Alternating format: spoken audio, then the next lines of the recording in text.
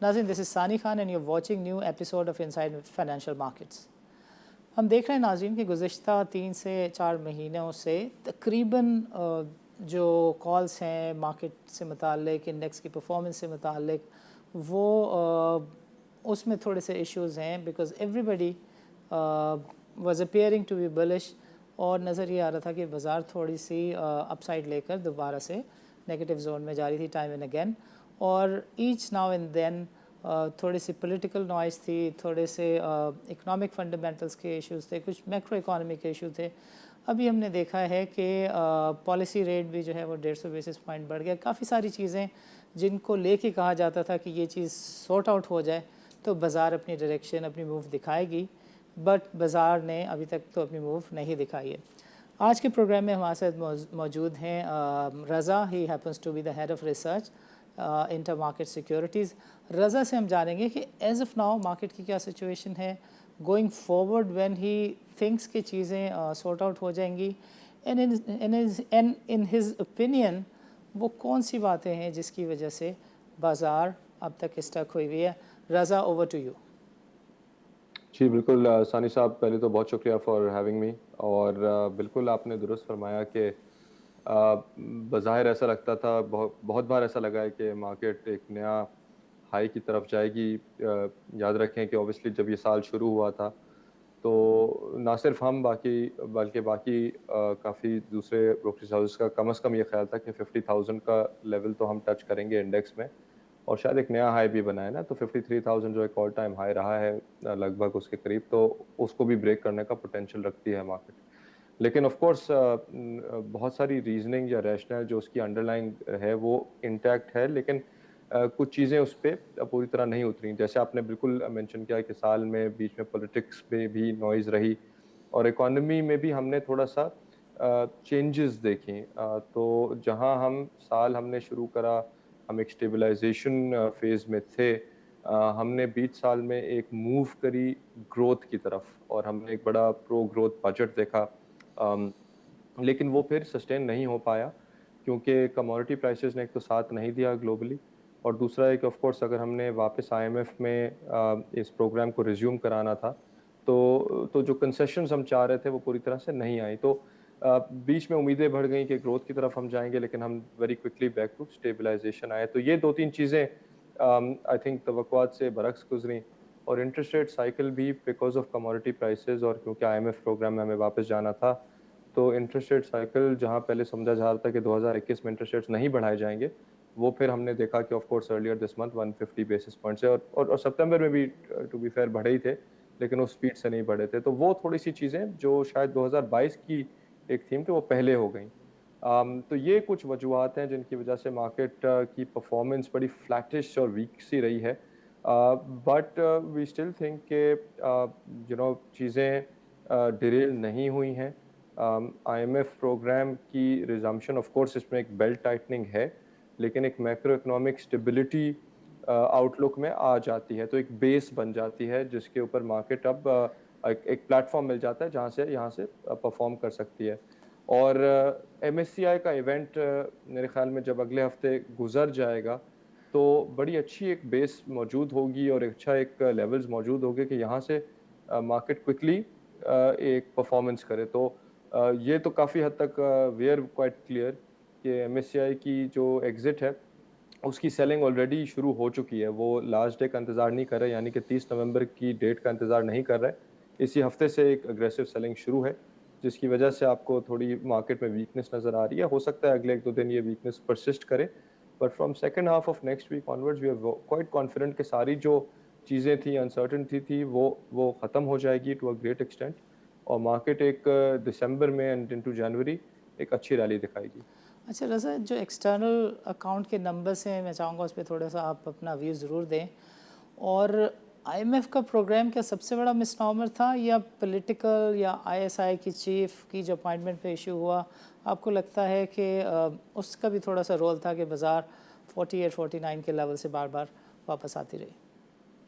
Ji, of course politics has a role.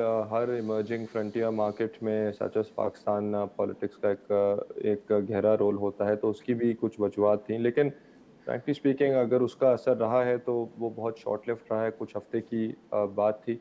मेरे ख्याल में आईएमएफ सबसे ज़्यादा बड़ी वजह थी क्योंकि टाइम एंड अगेन देखें हमने हिस्ट्री में अगर चले जाएँ पाकिस्तान की मार्केट का सबसे बड़ा इशू ये रहा है, जिसने वजह से रैलीज़ रुकी हैं और जिसकी वजह से मार्केट्स में करेक्शन आई है, वो बैलेंस ऑफ पेमेंट साइड है।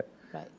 तो आप देख लें ये कोई पुरानी बात नहीं है, ये 2008-9 में भी हुआ है, ये 2000 उसके 5 साल बाद ले लें, 13-14 का साइकिल देख लें या 17-18 का साइकिल देख लें।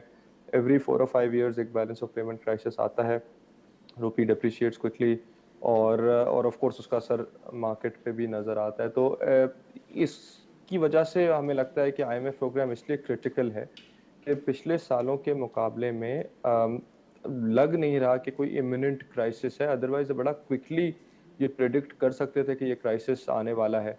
बट इनफैक्ट कुछ लोगों से जो मेरी बात होती थी specially on the foreign side, तो उनका तो ख्याल था कि अब ये ये इनएविटेबल है। उनका नहीं ख्याल था कि पाकिस्तान अब अपना वापस एक आईएमएफ प्रोग्राम की तरफ जाएगा, जो बीच में स्टॉल हो गया था। तो उनको लग रहा था बस अब ये स्टॉल हो चुका है और अब macro economic indiscipline will make it's way back. लेकिन आई थिंक इसमें थोड़ा-सा हमें दाद देनी चाहिए गवर्नमेंट को, बिकॉज़ पिछले सालों के बरक्स ये भागे नहीं फ्रॉम द चैलेंजेस। देखिए politically it is a very difficult situation. कोई गवर्नमेंट डेमोक्रेटिकली इलेक्टेड नहीं चाहेगी कि पेट्रोल प्राइसेस भी बढ़ाए जाएँ या रुपये को डिप्रिशिएट किया जाए। ये दे अंडरस्टैंड वेरी वेल कि ये चीज़ें टू द कॉमन मैन तकलीफ देती हैं, लेकिन अभी नहीं करेंगे तो ये आगे वी विल हैव टू पे द प्राइस फॉर इट। तो at the very least the government is being mature about it. वो चैलेंजेस से भाग नहीं रही, वो लोगों को समझा रही है कि भाई ऑयल प्राइसेस या पेट्रोल प्राइसेस बढ़ना क्यों ज़रूरी है, क्योंकि अभी नहीं करेंगे, कुछ महीनों की अगर तकलीफ बर्दाश्त कर लें तो हम इस साइकिल से निकल सकते हैं जो हमने हमेशा, जो मैं आपको कह रहा हूँ पिछले या तीन हर तीसरे चौथे साल एक प्रॉब्लम होती है। तो मेरे लिए भी तकलीफ होगी। Of course nobody likes paying higher petrol prices, लोगों को नहीं पसंद आएगा, बट इसकी पीछे एक एक रीजनिंग है और एक this is a price to pay for longer term stability and improvement. तो हम इससे मुश्किल पीरियड से अगर निकल जाएंगे तो उम्मीद ये है कि आगे बेहतरी होगी। तो आपने करंट अकाउंट डेफिसिट की बात करी, बैलेंस ऑफ पेमेंट्स की बात करी, तो बड़ा हाई नंबर था करंट अकाउंट डेफिसिट का अक्टूबर में $1.6 बिलियन। राइट। लेकिन तवक्को ये है कि अगले कुछ महीनों में यहाँ पे बेहतरी नजर आएगी। Okay great. Raza, so you are not one of दोस्त जो कि बातें कर रहे हैं कि 42 से 28,000 और 36,000 और 32,000, यू कॉन्फिडेंट बिकॉज बाज़ार भी बता रही है कि 42 43 का लेवल जो है उस पर अच्छी खासी रेजिस्टेंस होती है, सो यू कॉन्फिडेंट के हालात बेहतर हो जाएंगे? देखिए अगर हम बिल्कुल देख लें, this is win a very tough week ना, या तकरीबन 2,500 पॉइंट की हमने लूज कर दिए हैं in a very short span of time. इस हफ्ते में तकरीबन 5% हम ऑलरेडी लूज कर चुके हैं, which is a big big या नंबर। उसकी वजूहत दो तीन रही है ना। देखिए पिछले जुम्मे चले जाएं तो ऑफ कोर्स, या पिछले हफ्ते चले जाएं तो पहले बैंक्स का सीआरआर बढ़ा दिया गया by 1%, liquidity out of the system गई थोड़ी सी। उसके बाद obviously higher than expected interest rate increase आया जुम्मे के दिन, जिसको ऑब्वियसली प्राइस इन किया मार्केट ने मंडे को।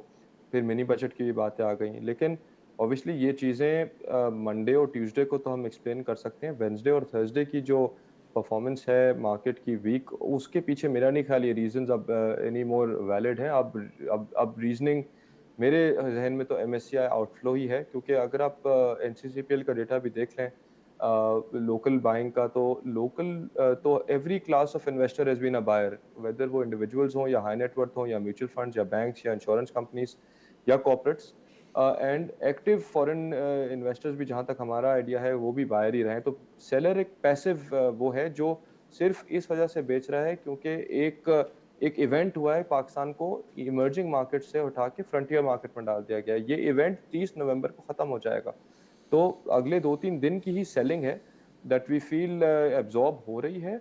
And once this is out तो सर्टेनली 28,000 का तो कोई जवाब नहीं है। मैं तो प्रॉब्ली कहूँगा कि ऑब्वियसली हम 2-2,500 पॉइंट तो इस हफ्ते ही चले गए, हो सकता है a few percent more, but ये एक तो बाइंग अपॉर्चुनिटी है, इसको तो once in a blue moon event treat करना चाहिए कि ये अगर ये डाउनग्रेड नहीं होते तो सेलिंग नहीं आती। तो सेलिंग है, डाउनग्रेड हुए, सेलिंग आई, फोर्स सेलिंग है ये। कंपनीज के फंडामेंटल्स इंटैक्ट हैं, इकोनॉमिक आउटलुक बेहतर हो गया है जब से मैंने जैसे बात करी कि yes it will be a painful period, लेकिन मार्केट्स तो आगे देखती हैं, वो सब चीज़ें ये डिस्काउंट कर चुकी हैं। राइट। तो ये मार्केट तो मेरे ख्याल में तो नेक्स्ट फ्यू डेज़ की अगर मार्केट और नीचे आती है तो इसमें तो इसको तो अपॉर्च्युनिटी की तरह ट्रीट करना चाहिए और पोजीशंस बिल्ड करनी चाहिए यहाँ। Okay, so what Raza is trying to say is this कि ये लेवल्स जो हैं वो शायद दोबारा से ना मिले। And from my experience I know काफ़ी सारी जो MSCI की ट्रांजैक्शंस होती हैं वो as a matter of a deal between the brokers and the external funds ये हो जाती हैं। और जिस दिन लास्ट डे होता है उस दिन इंडियम्स आपको बहुत सारी नज़र आती हैं, T-2 पे बहुत सारा लोड आपको नज़र आता है। So if you were to consider in particular the MSCI selling, तो Friday is critical, Monday onward literally there is no reason कि कोई justify करे कि why market is going down. Naज़रीन, this is time for a short break. Let's resume the discussion after a short break.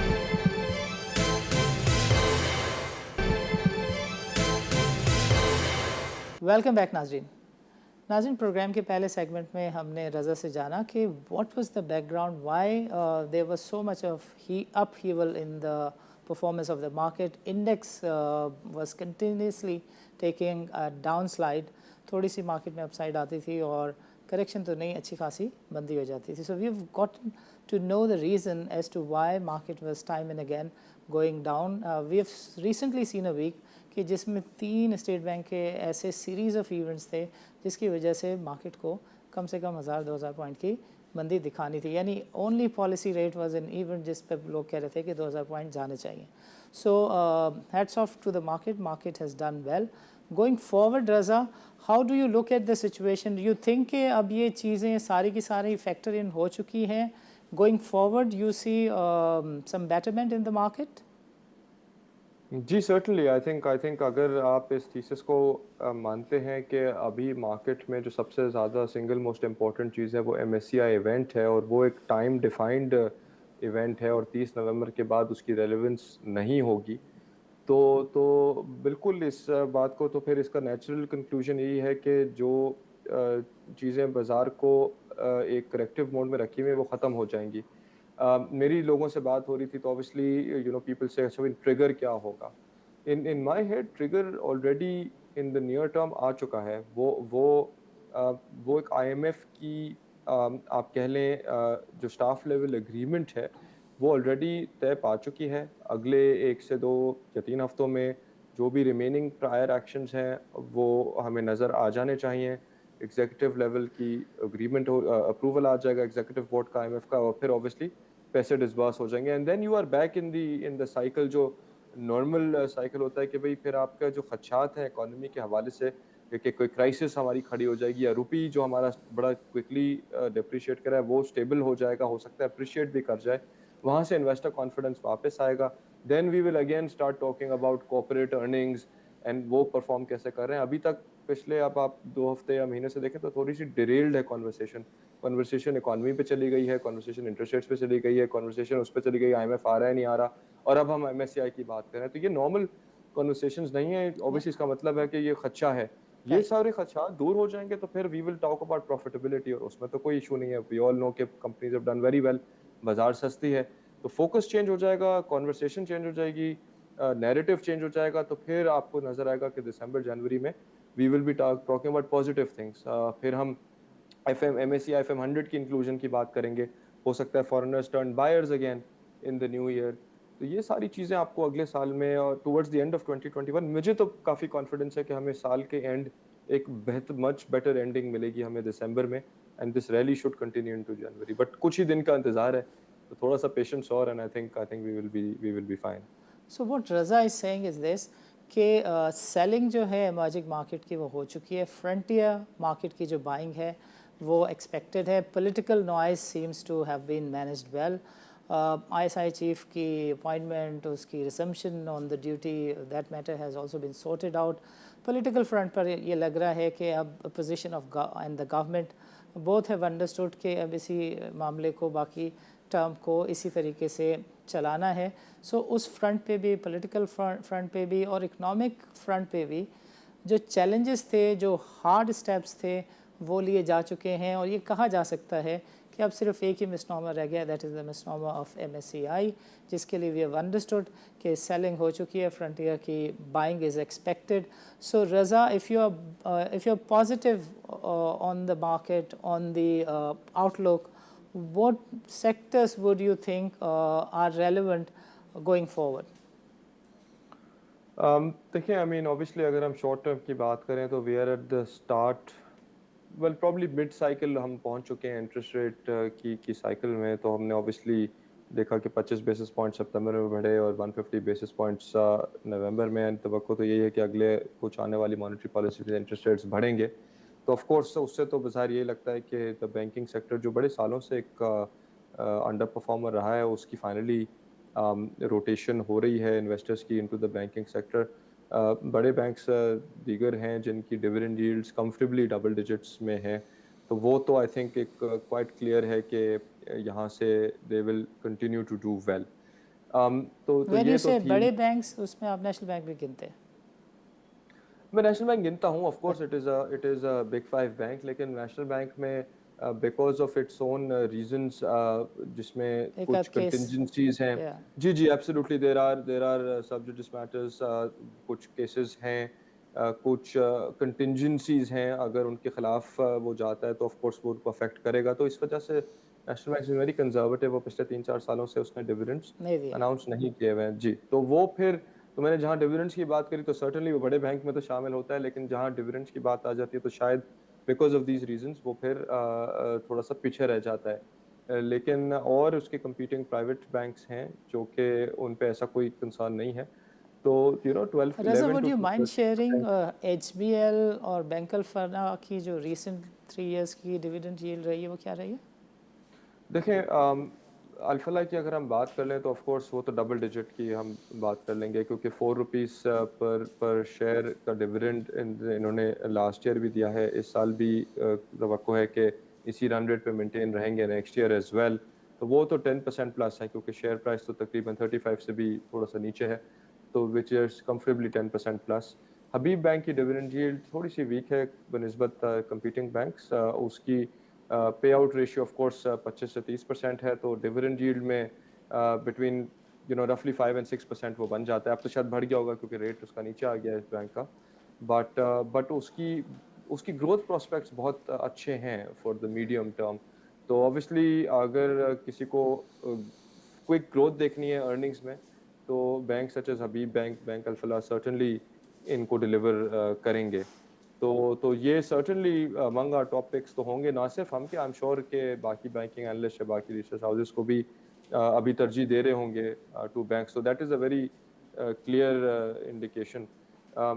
तो ये तो sector है that would probably be in our top picks. मतलब हमें Apart तो लगता from है कि bank, obviously which other sector are you eyeing or looking at? I think at this point in time आपको थोड़े फार्मास्यूटिकल्स को भी देखना चाहिए, सिंपली बिकॉज इनकी भी जो प्राइसिंग है वो साल में एक दफ़ा ही होती है, लेकिन वो सीपीआई लिंक्ड है. Right. ठीक है, so we think that if you look at lot of pharmaceutical companies, तो उनमें भी अच्छी करेक्शन हुई है in the last few days. और बिकॉज उनकी pricing is link to CPI, और अगर हमें लग रहा है कि अगले 3 से 6 महीने inflation is going to remain relevant, तो सर्टेनली फार्मास्यूटिकल्स की तो एक तरह से हेज हुई हुई है. तो एक ये बट रज़ा, इसको सेक्टर. फर्दर एक्सप्लेन करने के लिए मैं चाहूँगा कि आप थोड़ा सा बता दें कि डॉलर जो है उसके लिए बातें हो रही हैं कि 165 से 175 के दरमियान स्टेबल होगा, but I found a consensus amongst various experts कि ये 65 के आसपास स्टेबल हो जाएगा, बिकॉज पोस्ट IMF कम से कम 18-20 अरब डॉलर हैं जो पाकिस्तान को चेस कर रहे होंगे. So if you have a stable dollar which is less than 170, you are still positive about these pharmaceuticals. और सर्टेनली बिकॉज देखें ना, इनकी तो सारी जो रॉ मटेरियल है वो तो बाहर से ही आ रहा है. तो in fact they are importing the APIs, जो एक्टिव फार्मास्यूटिकल इंग्रेडिएंट है जो कि दवाओं में डल रहा है यहाँ. और ऑब्वियसली अगर अगर डॉलर ऑफ कोर्स थोड़ा वीक, रूपी अप्रिशिएट करता है और हम 165 पे आते हैं, तो एज एन इम्पोर्टर मेरे लिए कॉस्ट कम हो जाएगी. तो ये तो फार्मास्यूटिकल्स के लिए अगेन एक सपोर्टिव फैक्टर होगा. तो आई थिंक ये दूसरी एलिमेंट है that I would be quite confident on pitching. The third sector that I would look at in the near term would be energy, क्योंकि 2-3 चीज़ें हुई हैं इसमें। IMF प्रोग्राम में अगर हम जा रहे हैं तो ज़ाहिर लग रहा है कि हम बहुत करीब हैं, तो सर्कुलर डेट को रिज़ॉल्व करने में काफ़ी ज़ोर है। शौकत तरीन साहब की भी स्टेटमेंट्स हैं कि वो चाह रहे हैं कि डिविडेंड्स हों और गवर्नमेंट अपना डिविडेंड फ़ोरगो कर दे, तो माइनॉरिटी शेयर होल्डर के लिए एनर्जी चेन से अच्छे डिविडेंड्स की तवक्कुआत हैं। We are at a point in time, जैसे ऑयल ईएनपी तो समझ में आते हैं, but oil marketing company such as PSO भी समझ में आ रही हैं, क्योंकि वो भी अभी तवक्को ये है कि ऑयल मार्केटिंग मार्जिन्स और डीलर मार्जिन्स बढ़ा दिए जाएंगे। अगर रिफाइनरी पॉलिसी आती है अगेन वो पीएसओ को बेनिफिट करेगा। तो 3-4 ट्रिगर्स अलाइंड हैं for the energy chain. Again ये बड़ा डीपली अंडर परफॉर्मिंग सेक्टर रहा है, similar to banks in the last 2 to 3 years, लेकिन हमें लग रहा है कि अब कंडीशंस ऐसी आ रही हैं कि वेयर इट कैन, यहाँ से रिस्क रिवॉर्ड कदरे बेहतर है। तो सिक्लिकल्स के लिए मैं थोड़ा-सा वेट कर लूँगा, let the interest rate cycle peak and then we can revisit cyclicals such as cements and autos. हालाँकि ओवर द लॉन्गर रन वो भी बहुत अच्छा रिटर्न देंगे इन लेवल से, लेकिन अगर हम नियर टर्म की बात कर रहे हैं अगले 1 से 1.5 महीने, तो हमें लगता है कि बैंक्स, फार्मास्यूटिकल्स एंड एनर्जी बेहतर सेक्टर्स हैं, and then at a later stage in 2022 we can revisit cyclicals properly. Okay great. Raza, it's time for a short break. आपके साथ बातचीत का सिलसिला जो है वक्फे के बाद यहीं से शुरू करेंगे।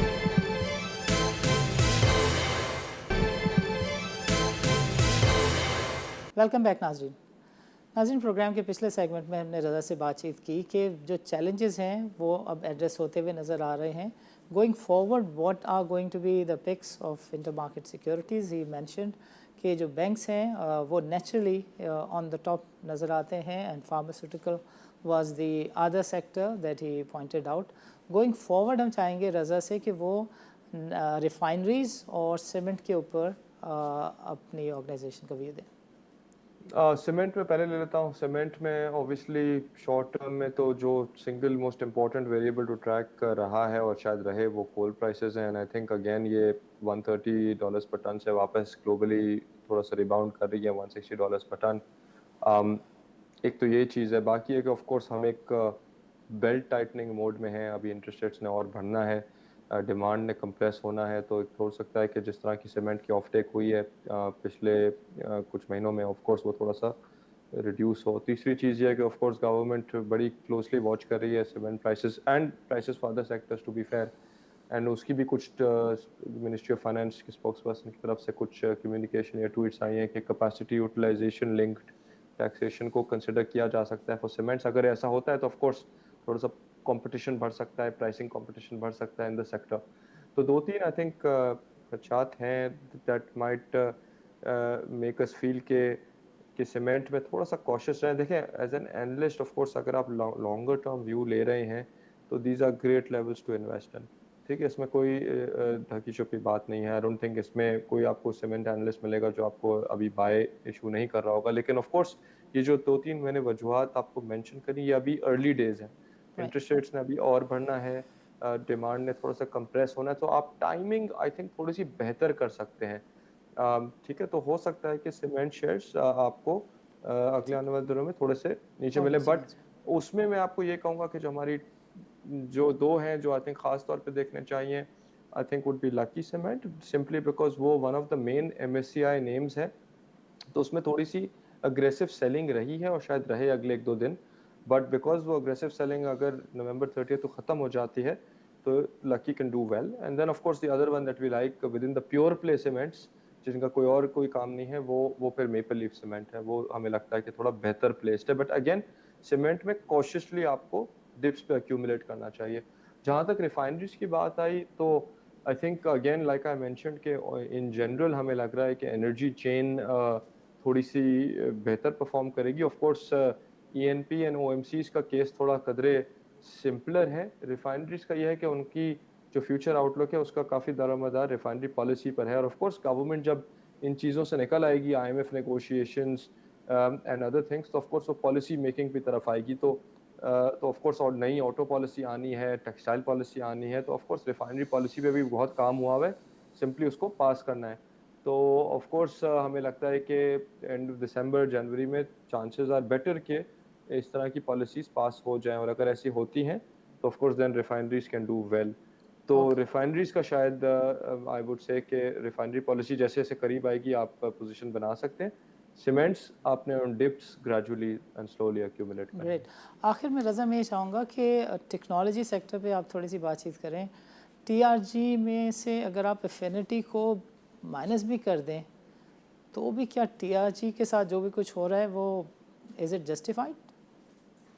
देखिए 3 चीज़ें हैं इसमें ऑब्वियसली जो इनकी I am sure they have other investments as well जो 3 की मेन थी वो एक तो ई-टेलेकोट थी which they sold of a few months ago. उसकी पर share value on TRG is रफली 35 टू 40 रुपीस पर शेयर ऑफ टीआरजी। इसके अलावा आईबेक्स एक कंपनी है वो लिस्टेड है इन द नैस्डैक तो उसकी भी अगर आप वैल्यू निकालें on TRG shares after applying a holding company discount तो वो भी तकरीबन ₹25 बनती है। तो तकरीबन 60 रुपए 60-65 रुपए तो 2 इन्वेस्टमेंट्स आ गई जिस पे कोई खर्चा नहीं है।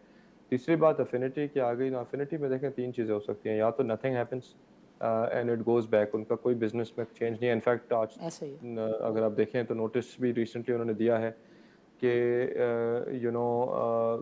Future outlook remains the same. अगर ऐसा है तो TRG should bounce back right, एक। अगर एफिनिटी 0 है तो उसकी वैल्यू खत्म हो जाता है तो उसकी वैल्यू ऑफ कोर्स फिर आप आ जाएँ ई-टेलेकोट और आईबेक्स तो वो फिर ₹65 बन जाता है। Truth may lie in the middle. Truth may lie in the middle. It is possible कि of course Affinity sees some sort of damage in terms of client loss. लेकिन अगर उसकी underlying technology एक वैल्यू रखती है तो जो कि एक है। तीसरा बिल्कुल ऑफ कोर्स तो इसका तीसरा तीसरा एक मिडवे सोल्यूशन ये हो सकता है कि भाई कोई और इसकी ये टेक्नोलॉजी खरीद ले एंड ये 3 साल पहले अगर तकरीबन $2 बिलियन का वर्थ थी इसकी तो अगर वो फायर सेल पे बिकता भी है ये अगेन मैं there is nothing for me to hypothetical suggest ये है। होगा हाइपोथेटिकल मैं दे रहा हूँ तो आप सपोज एक क्वार्टर ऑफ द वैल्यू पे बिकता है ठीक है तो वो होता है $500 मिलियन वो भी ऑन अफिनिटी और TRG number of shares after a holding company discount तकरीबन ₹20 पर शेयर है तो या ₹65 और 20 बन गए 85 या तो आपने देखा होगा कि मार्केट ने यही लो बनाया था 82 का या तो again let people do their work ये थोड़ी अनयूजुअल सिचुएशन भी है बट मैंने कहा 3 सिनेरियोज है ना या तो कुछ नहीं अंडरस्टूड होगा या या फिनिटी जीरो है या बीच में है या तो depending on what people way without giving any opinion on it ये 3 मैंने केसेस आपको अब जिसको जो या केस एंड लग रहा लेट है उस पीपल हिसाब do their maths. let people do their maths and let's take it from there तो without giving an investment opinion on it we can only give scenarios right so या scenario A would be it goes back to where it was scenario B is goes to 60 65 scenario C is it is somewhere in the middle जहाँ वो support पकड़ लेगा right. तो आखिर में रज़ा मैं चाहूँगा कि आप बिकॉज प्रोग्राम का वक्त ख़त्म हो रहा है ये ज़रूर बताएं कि नवंबर की चीज़ें फैक्टर आउट हो चुकी होंगी बाय नवंबर 30th एक आध हफ्ता हम कूलिंग ऑफ का दे देते हैं by the end of December आप डॉलर को कहाँ देखते हैं मार्च 31 पे इंडेक्स को आप कहाँ देखते हैं और जो हमारे रिजर्व्स हैं उसकी पोजीशन को आप मार्च में कहाँ देखते हैं? जी साईं साहब देखें मेरे ख्याल में तो we are very close to the index bottoming out और मुझे लगता है कि यहाँ से आपको एक अच्छी रैली नज़र आएगी इन दिसंबर एंड इनटू जनवरी डॉलर का यह है कि ऑफ कोर्स और रिजर्व्स नियर बॉटमिंग आउट हैं देखें कुछ हफ्तों की बात है अमूमन ये होता है स्टाफ लेवल एग्रीमेंट और एग्जीक्यूटिव बोर्ड की अप्रूवल में तकरीबन महीना तक लग जाता है तो of course we are heading into Christmas season globally तो हो सकता है कि ये सारी चीज़ें होते हुए अर्ली जनवरी हो जाए जब तक एग्जीक्यूटिव बोर्ड की अप्रूवल आए और पैसे हमें डिसबर्स हो तो डॉलर मुझे लगता है कि obviously should remain in the 175 to 180 range for December लेकिन जनवरी में मुझे काफ़ी उम्मीद है कि जैसी डिसबर्समेंट्स होंगी पैसों की एडीबी वर्ल्ड बैंक के भी फॉलो अप पैसे आएंगे सुकूक की हम बातें करने लगेंगे ग्लोबली तो वहाँ से फिर आप जो बात कर रहे थे कि 165 टू 170 अगर रुपये ने आना है तो वो फिर प्रॉब्ली जनवरी में ही होगा राइट दिसंबर में हो सकता है ये यहीं रहे रिजर्व्स ने भी जनवरी में ही बिल्डअप होना है बट राइट वही है कि ये बट मार्केट पहले से कर लेगी इन चीज़ों या को factor factor in in absolutely right so you're quite confident कि ये December second half is going to be good for the market and you don't want to give your opinion on the numbers where do you see the index by March 2022? No, I can give you an opinion. I think the index will be between 48 to 50,000 in in December, early January. That is where we will be, and then of course somewhere between 50 to 52,000 by March. Okay, great. That's what I think is going to great happen. Great great Raza, program के लिए वक्त निकालने का बहुत बहुत शुक्रिया। इजाज़त दीजिए, अल्लाह हाफ़िज़। नाज़रीन, आज के प्रोग्राम में हमारे साथ शरीक गुफ्तगू रहे रज़ा, जो कि इंटर मार्केट सिक्योरिटीज़ के हेड ऑफ़ रिसर्च हैं। रज़ा ने इकॉनमी मार्केट से जुड़े हुए इश्यूज़ एंड गोइंग फॉरवर्ड क्या क्या पॉसिबिलिटीज़ हैं उनको इन डिटेल एक्सप्लेन किया। What we have understood is this कि जो चैलेंजेस थे इकोनॉमिक फ्रंट पर, पॉलिटिकल फ्रंट पर और मार्केट के जो इंटरनल इश्यूज़ हैं, I mean some of the issues that we did not discuss which relate to the leverage market को actually there is a typical saying in the market okay, there is a cycle of pump and dump. So if you were to club all these things together and you club the leverage aspect as well, तो वो चीज़ भी factor in जो है Tuesday 1 PM यानी 30 नवंबर को factor in होने जाएगी, जब नवंबर की ये 30 बिलियन की जो लेवरेज की पोजीशन है, चाहे वो MFS की शेप में हो, MTS की शेप में हो या डिलीवरेबल फीचर जो कि सबसे मेजर चंक होता है उसकी शेप में हो, ये सारे का सारा नवंबर का कॉन्ट्रैक्ट जो है वह सेटल हो जाएगा। और उसके बाद जो कि स्टैंडर्ड है हमारी मार्केट का, the day months contract settles, हमें मिड ऑफ द डे से ही मार्केट के अंदर जो है वो रैली नज़र आना शुरू हो जाती है। So what looks like is this कि ये सारी चीज़ें फैक्टर इन हो चुकी हैं and going forward there will be a good direction for the market. And when you look at the TRG के 2.25 करोड़ शेयर हैं, वो अगर रोल ओवर सेफली सिक्योरली हो जाते हैं तो ये जो बाज़ार में फालतू की अफवाहें हैं कि फ़लाँ ओडिया डिफ़ॉल्ट हो सकता है या फ़लाँ गिर सकता है, ये वाली आई थिंक ये I don't want to use the other word ये वाली चीज़ें भी सॉर्ट आउट हो जाएंगी। नाज़रीन, इजाज़त दीजिए, अल्लाह हाफ़िज़।